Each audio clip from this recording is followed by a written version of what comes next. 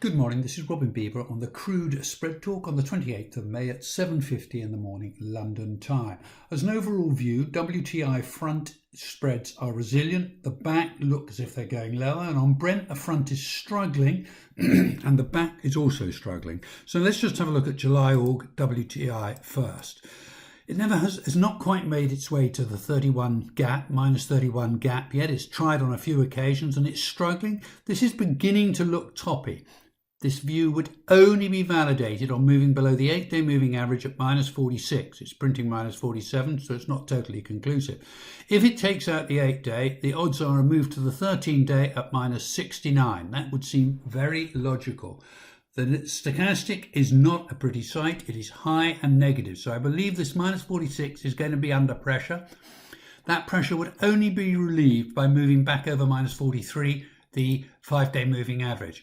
The 60-minute chart on the front, July Aug, is looking like we're going to have a bit of a recovery and that 8-day hold this morning, at least for the morning.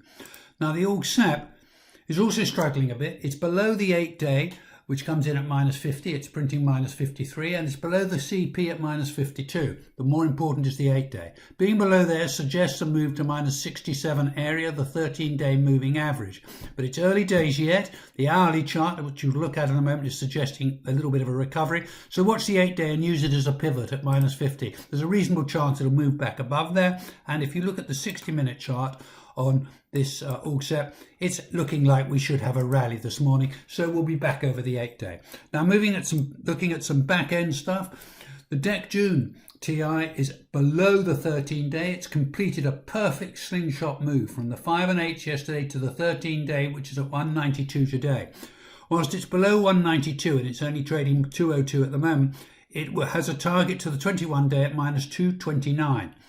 Use the 13-day as the pivot. Below there, and we're off to 229 or the 21-day moving average. Above there, and we're in hold mode. This negative stochastic is not good, but the 60-minute chart over on the left here is suggesting a bit of a recovery this morning, which may not last till tonight. The DEC Red DEC on WTI has also completed a perfect slingshot move from the 5 and 8 to the 13 yesterday and closed just over. The 13 days at minus 333, whilst below there it's vulnerable to a move back down to the 21-day moving average, which comes in today at minus 382. So whilst below minus 333, it's got a target to 382, but there's a reasonable chance that it'll try and claw its way back above the 13-day at minus 333. And if you look over on the left, the 60-minute chart is suggesting more upside during the London morning. So it looks like there will be an attempt to try and get back to the 13-day and maybe even above it. Now moving over to Brent, the front spread, Aug SEP, struggling. It has gone from the 5 and 8s, it closed below the 5 and 8s, which green lighted a target to the 13, which it's hit at minus 53. If it moves and closes below minus 53 and it's printing minus 54, it should head for minus 73 area, the 21-day. Use the 13-day at minus 53 as a key pivot. No upside unless it gets over minus 47, the 8-day moving average. And even then, the upside is very limited to minus 38, the gap that has been filled. The negative stochastic is not great. The 60-minute chart is suggesting that this selling this morning is perhaps running out of steam, but that is not confirmed yet. The SEPOC has moved from the 5 and 8 down to the 13 at minus 55. Minus 55 is a key level for it. If it holds that, all okay, but no upside unless above the 100-day at minus 46. But if it's below minus 55, it looks like it's heading for minus 70.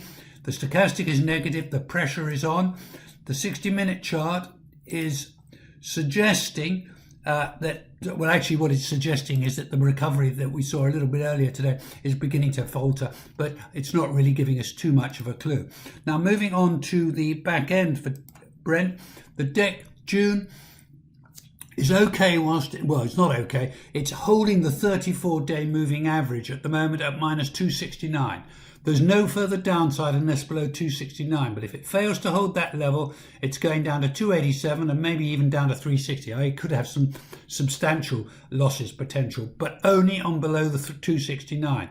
Meanwhile, the 21-day comes in at around about, and we'll just get this here, the 21-day comes in at around 253. If it can move and close over there, there's potential to recover a bit. The 60-minute chart on the left here suggests that we've done too much too soon and we should recover, and in other words, the 34-day moving average at 269 hold. The red deck is in trouble, but holding the 21-day at minus 423. It's printing minus 424, so that's okay. There's no serious downside unless it was below 444, the 34-day moving average here. Negative stochastic is not good. It may well recover as per the 60-minute chart over here suggesting a recovery, but it's in trouble whilst below the 13-day at 394, and it will be putting this support under pressure. But no target unless it's below minus 440, no target lower unless it's below minus 444. That's all for today, folks. Good luck, good trading, and bon appetit.